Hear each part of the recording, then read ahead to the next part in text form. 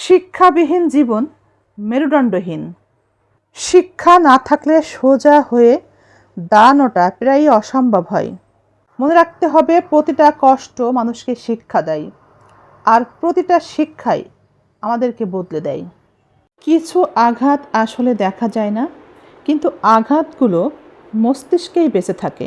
বন্ধুরা, আপনার পাশের মানুষটির পরিবর্তনের জন্য আপনার মুখের হাসিই যথেষ্ট। যত্নে সবই সুন্দর থাকে, ঠিক থাকে। যত্নে একটা পরিবারও ঠিক থাকে। যত্নেই মূলত একটা মানুষ বেঁচে থাকে। অযত্নে তো একটা গাছও মরে যায়। টাকা পয়সা থাকলেই কিন্তু মানুষ ধনী হয় না। টাকা পয়সা না থাকলে মানুষ গরিবও হয় না। প্রকৃত গরিব তো সেই যার মনুষ্যত্ব নেই। জীবনে জয়ী হতে চান? তবে কাউকে ঠকিয়ে নয়। জীবনে হাসতে চান? তবে কাউকে কাঁদিয়ে নয়। জীবনে বড় হতে চান? তবে কাউকে ছোট করে নয়। জীবনে সুখী হতে চান? কাউকে কষ্ট দিয়ে নয়। সফল হওয়ার পর অহংকারী হওয়ার সম্ভাবনাই বেশি থাকে। সেই সফলতা তাই অনেক সময় ধ্বংসের দিকেই নিয়ে যায়। ক্ষমতা কখনোই চিরস্থায়ী নয়।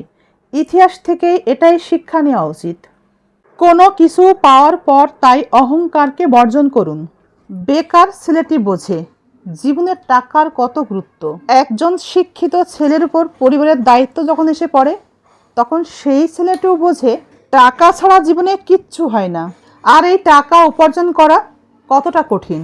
বাবার যদি টাকা থাকে, তাহলে বোকা ছেলেটিও সবার কাছে চালাক এবং শিক্ষিত হয়ে যায়।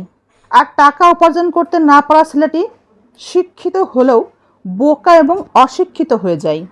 মনে রাখতে হবে, দুঃখ চিরস্থায়ী না। তাই দুঃখের সময়, কষ্টের সময় যদি আপন মানুষের ভাষা বদলে যায়, তাতে হতাশ হবেন না। মনে রাখবেন, মেঘ সারা জীবন সূর্যকে ঢেকে রাখতে পারে না। কারো জীবনকে নিয়ে বিচার করতে বসবেন না, যতক্ষণ না সেই মানুষটির কষ্ট অনুভব করতে পারেন। সবাই আমরা অন্যের কষ্ট সহজে অনুভব করতে পারি না। মিথ্যা বলবেন না, মিথ্যাবাদীদের সাথে চলবেন না, মিথ্যা বলে কাউকে বিপদে ফেলবেন না। মনে রাখবেন, মিথ্যাবাদীর সাথে আল্লাহ কখনোই থাকেন না। মিথ্যাবাদীকে আল্লাহ কখনোই কোনো সাহায্যও করেন না। রিজিক নিয়ে কখনো চিন্তা করবেন না। গভীর সমুদ্রের তলদেশে যে প্রাণী বাস করে, তাদের রিজিকের ব্যবস্থাও আল্লাহ করে থাকেন। আল্লাহ বলেন, আমারটা আমি ছাড় দেব, আমি মাপও করে দেব। কিন্তু আল্লাহ বলেন, আমার সৃষ্টিকে যে কষ্ট দিবে, আঘাত করবে, তাকে আমি ক্ষমা করব না। অন্যের দয়ায় বেঁচে থাকাটা আসলে সম্মানের নয়।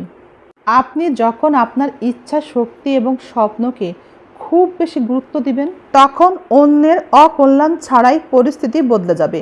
আপনার দ্বারা কারো ক্ষতি না হলেও পরিস্থিতির এমন পরিবর্তনে কারো কল্যাণ হবে, কারো বা অকল্যাণ হবে।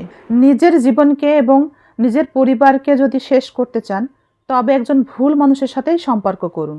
একজন ভুল মানুষের সাথে সম্পর্ক করা আর নিজের জীবন শেষ করা একই কথা।